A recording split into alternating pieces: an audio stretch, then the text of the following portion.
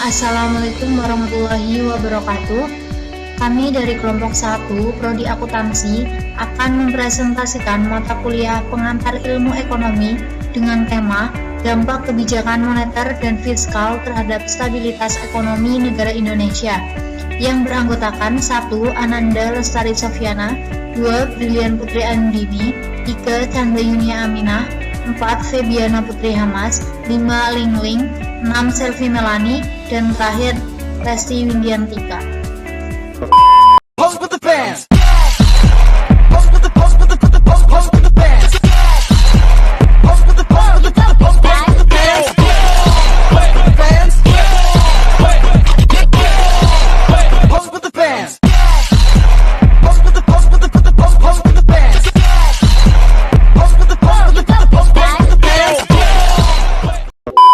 Beberapa permasalahan ekonomi yang dihadapi negara Indonesia dalam 5 tahun terakhir. Yang pertama ada inflasi.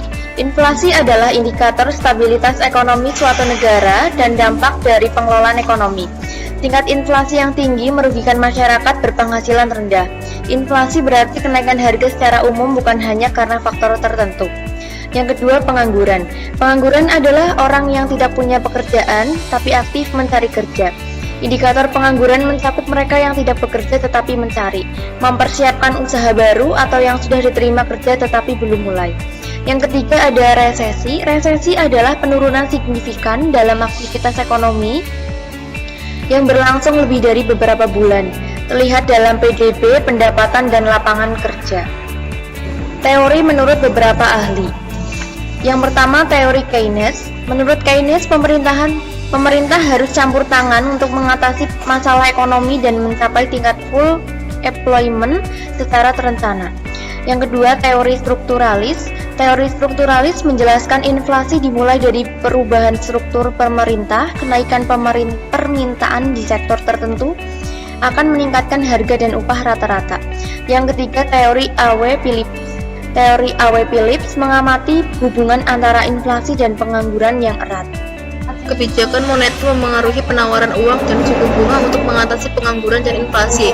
Kebijakan moneter dapat dilakukan dengan cara 1. Kebijakan moneter ketat mengatasi inflasi dengan mengurangi uang beredar, mempengaruhi semua sektor ekonomi, dan meningkatkan suku bunga bank. 2. Meningkatkan suku bunga bank melalui bank sentral, menarik minat menabung dan mengurangi permintaan investasi. 3. Kebijakan fiskal adalah tindakan pemerintah dalam perpajakan dan pengeluaran untuk memengaruhi ekonomi. Jenisnya adalah kebijakan ekspansif untuk meningkatkan belanja dan menurunkan pajak, serta kebijakan kontraktif untuk mengurangi belanja dan menaikkan pajak. Data makroekonomi mencakup inflasi, PDB, neraca perdagangan, dan pengangguran. Menggunakan data dari 2010 sampai 2020 sebagai dasar penelitian.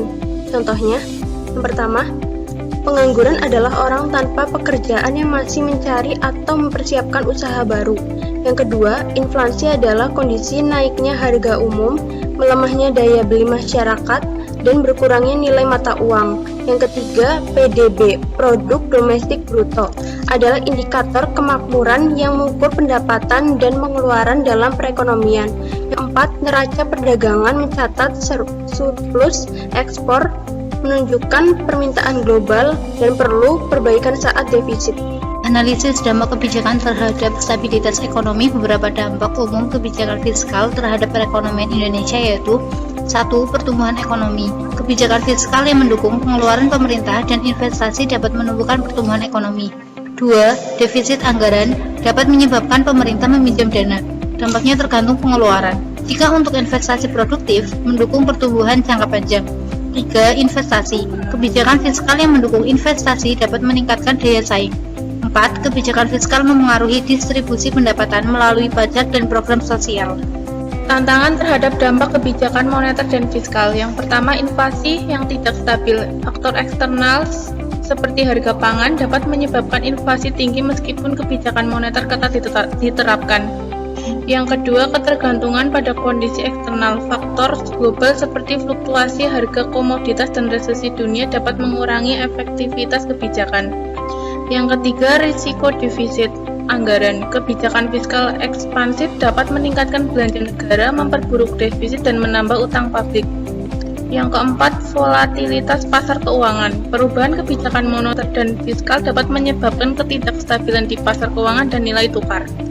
Rekomendasi kebijakan yang dapat meningkatkan stabilitas ekonomi di masa depan yaitu 1. Diversifikasi ekonomi, yaitu kembangkan sektor lain untuk kurangi risiko ekonomi dari fluktuasi. 2. Penguatan infrastruktur.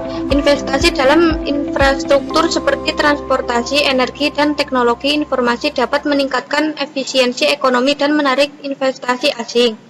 3. Penguatan sistem kesehatan. Investasi dalam sistem kesehatan yang kuat untuk memastikan masyarakat tetap sehat dan produktif, yang pada gilirannya mendukung stabilitas ekonomi. Sekian presentasi dari kelompok kami, kurang lebihnya kami mohon maaf. Terima kasih untuk antusiasnya. Wassalamualaikum warahmatullahi wabarakatuh.